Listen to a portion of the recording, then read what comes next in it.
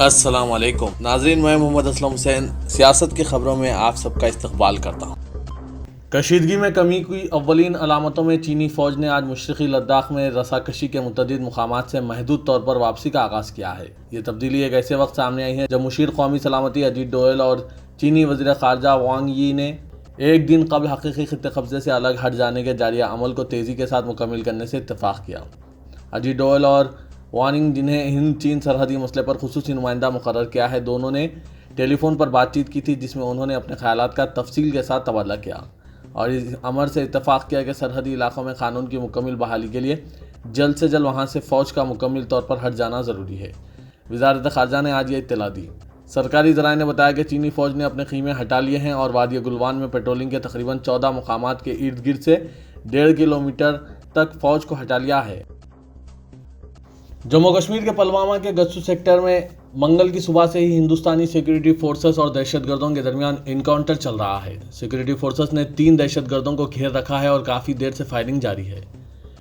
گسو sector میں ایک گھر میں چھپ کر فائرنگ کر رہے دہشت گردوں کی گولی سے 2 جوان زخمی ہو گئے ہیں۔ زخمیوں کو اسپتال میں داخل کر دیا گیا ہے۔ انڈین سیکورٹی فورسز کو خفیہ جانکاری ملی تھی کہ جموں کشمیر پلوامہ کے گسو سیکٹر میں کچھ دہشت گرد چھپے ہوئے ہیں۔ خبر تھی کہ دہشت گرد ایک گھر میں چھپ کر کسی بڑی سازش کو انجام دینے کے منصوبے کو تیار کر رہے ہیں۔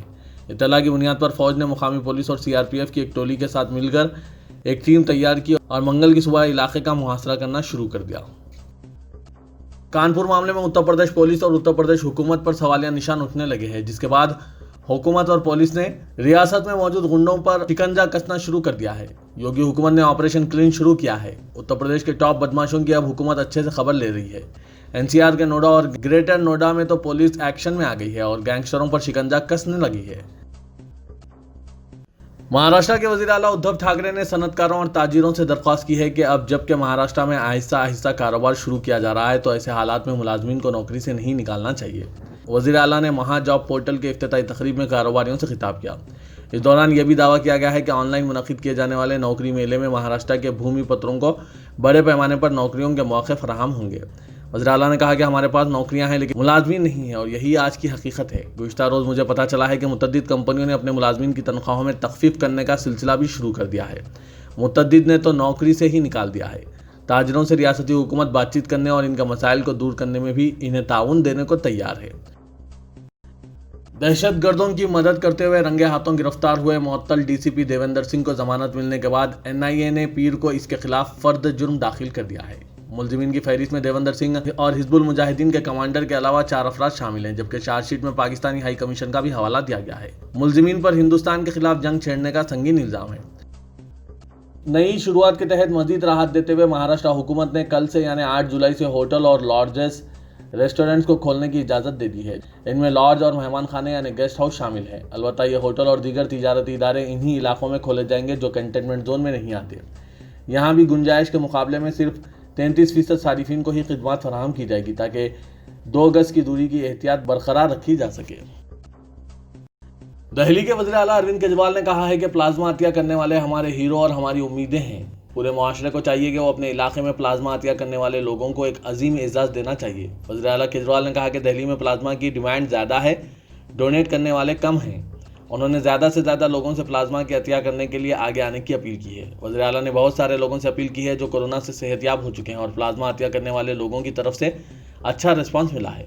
کیجریوال نے کہا کہ دہلی میں تقریباً 1 لاکھ کورونا کیسز ہیں لیکن گھبرانے کی ضرورت نہیں ہے۔ کورونا سے صحت یاب ہونے والوں کی شرح 72% سے زیادہ ہے اور اموات کی شرح 55 سے 60 کے قریب رہ گئی۔ بہار میں ماسک کا استعمال لازمی قرار دیے جانے کے بعد انتظامیہ سنجیدہ ہو گئی ہے۔ نالندہ ضلع سے لے کر شہر بہار شریف تک کورونا کا گراف کافی تیزی سے بڑھ رہا ہے، جس کے سبب ضلع انتظامیہ کی پریشانیوں میں کافی اضافہ ہو گیا ہے۔ کورونا وائرس سے لوگوں کو بچانے کی غرض سے ضلع بھر میں ماسک چیکنگ مہم چلائی جا رہی ہے، جس میں جن لوگوں کے پاس ماسک نہیں ہے ان سے 50 روپے وصول کیا گیا اور 2 ماسک بھی دیے گئے۔ کرناٹک کے مانڈیا سے رکن پارلیمنٹ سوما لتا امریش کا کووڈ-19 ٹیسٹ پازیٹیو پایا گیا ہے، جنہیں ہوم کوارنٹائن میں رکھا گیا ہے۔ BJP کی رکن پارلیمنٹ نے آج ایک بیان میں بتایا کہ علالت محسوس کرنے کے بعد انہوں نے آج اپنا کووڈ ٹیسٹ کروایا جو پازیٹیو پایا گیا ہے۔ انہوں نے گزشتہ 2 دنوں میں ان سے ملاقات کرنے والے اور عہدیداروں کی فہرست بھی پیش کی ہے۔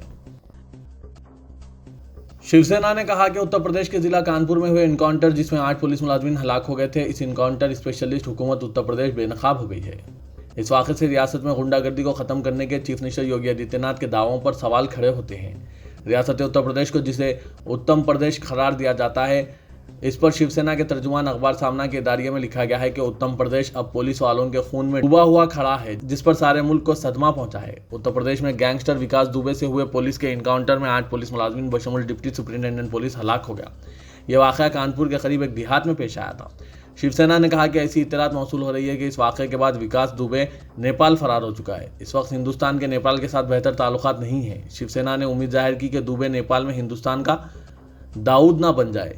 شیو سینا نے کہا کہ کانپور پولیس نے انکاؤنٹر کی ماہر حکومت اتر پردیش کا بھانڈا پھوڑ دیا ہے۔ کانپور واقعے سے اتر پردیش میں 4 دہائیں قبل ناتھو پور میں پولیس ملازمین کی ایک گینگ کے ذریعے ہلاکتوں کی یاد تازہ ہو گئی ہے۔ اس سال حج کے دوران کعبۃ اللہ شریف کو چھونے کی اجازت نہیں ہوگی۔ سعودی عرب کے قومی ادارہ برائے انسداد کووڈ-19 کی جانب سے جاری کردہ رہنمانہ ہدایت میں یہ بات کہی گئی ہے۔ سعودی قومی مرکز برائے انسداد کورونا وائرس کے پروٹوکول کے مطابق حج کے دوران اس سال کعبے کو چھونے پر پابندی نافذ ہوگی۔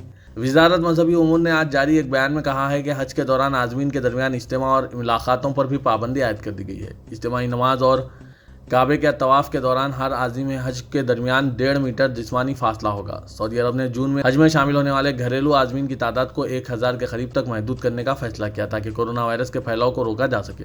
اس کے علاوہ مینا، مزدلفہ اور عرفات میں بھی مقدس حج مقامات تک رسائی حج اجازت کے ساتھ محدود ہوگی۔ حج کا آغاز 19 جولائی سے ہوگا اور 2 اگست تک جاری رہے گا۔ اس مدت کے دوران حجاج اور منتظمین دونوں کے لیے ہر وقت ماسک پہننا لازمی ہوگا۔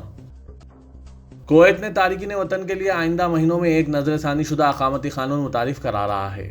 اس کے نفاذ کے بعد اس خلیجی ریاست میں غیر ملکی تارکین وطن کی تعداد میں نمایاں کمی کر دی جائے گی۔ کویت کے وزیر داخلہ انیس الصالح نے سرکاری ٹیلی ویژن سے گفتگو کرتے ہوئے بتایا کہ حکومت نے نئے قانون کا مسودہ تیار کر لیا ہے۔ اس میں موجودہ اقامتی قانون پر نظر ثانی کی گئی ہے اور اس کو اپ گریڈ کیا گیا ہے۔ اس کے تحت کویت میں موجود غیر ملکی شہریوں کی تعداد کم کر دی جائے گی۔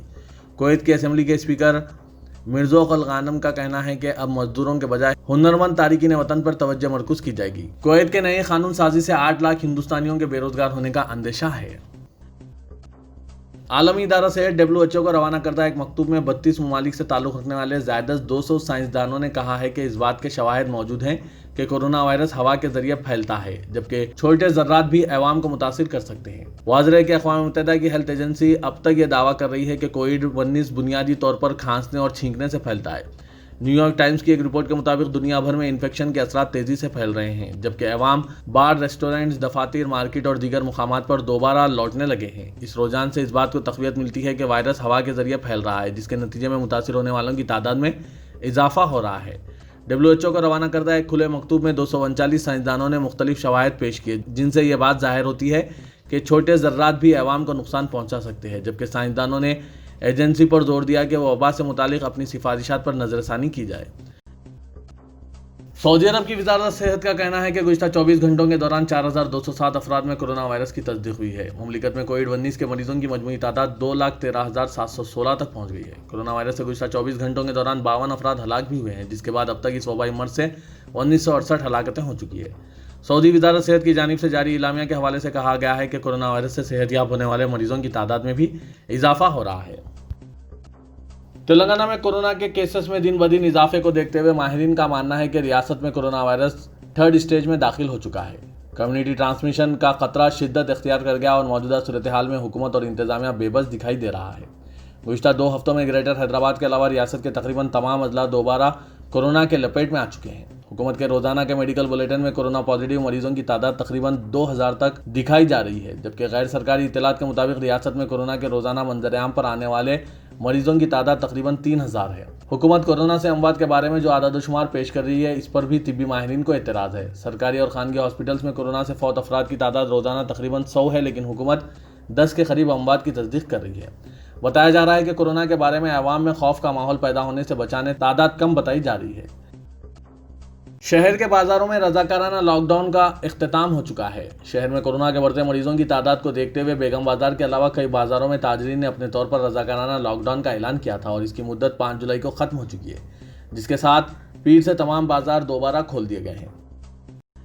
وزیر اعلیٰ تلنگانہ کے چندر شیکھر راؤ کو کورونا وائرس سے متاثر ہونے کی غلط خبر شائع کرنے پر جوبلی ہلز پولیس نے ایک تیلگو روزنامہ کے ایڈیٹر اور دیگر 2 ملازمین کو گرفتار کر لیا ہے۔ तफसीलात के मुताबिक तेलुगु रोजनामा आदाब हैदराबाद ने 5 जुलाई को अपने ई पेपर में केसीआर को कोरोना के उन्वान से एक खबर शाया की थी और ये बताया गया था कि चीफ मिनिस्टर इस मर्ज से मुतासिर हो गए हैं। इस खबर को देखने के बाद रहमत नगर के एक मुकामी टीआरएस कारकुन मोहम्मद इलियास ने तेलुगु रोजनामा के खिलाफ जुबली हिल्स पुलिस स्टेशन से एक शिकायत दर्ज करवाई थी और इस खबर को गलत और बेबुनियाद करार दिया था, जिस पर पुलिस ने कार्रवाई करते हुए ताजरात हिंद के दफात 505, 505B के तहत मुकदमा दर्ज कर लिया।